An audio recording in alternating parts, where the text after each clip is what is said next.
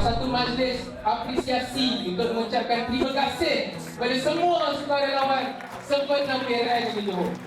Dan saya memang berharap doa saya kepada parti bersama memang akan semakin bermaju, akan berjaya.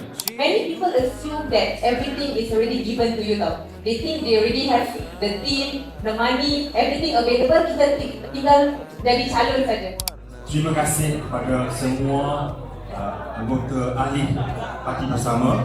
Sebuah parti yang kecil berusia 50 hari bertanding dengan gajah-gajah yang cukup besar.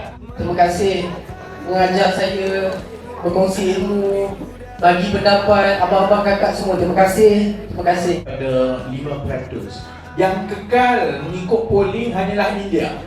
Tapi kita kena terima hakikat 4 tahun akan datang adalah tempoh yang sukar kepada orang yang politiknya adalah aliran macam kita.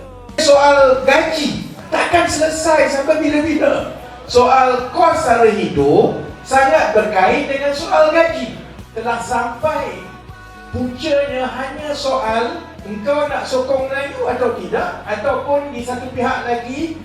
Jadi sebab itu bersama kena berbeza. Kita tahu we are in the long game.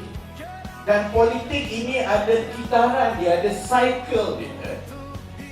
Kepercayaan kita bahawa kalau nak ubah sesuatu ke arah lebih baik, kita mesti bermula dengan prinsip dan juga semua cara yang betul. Kita tak boleh ada shortcut macam semua orang yang sebelum kita. Kita boleh terus kekal begini walaupun kita akan melalui jalan yang agak sukar berbanding dengan apa yang parti-parti lain telah lalui sebelum ini. Kesian budak-budak kalau kita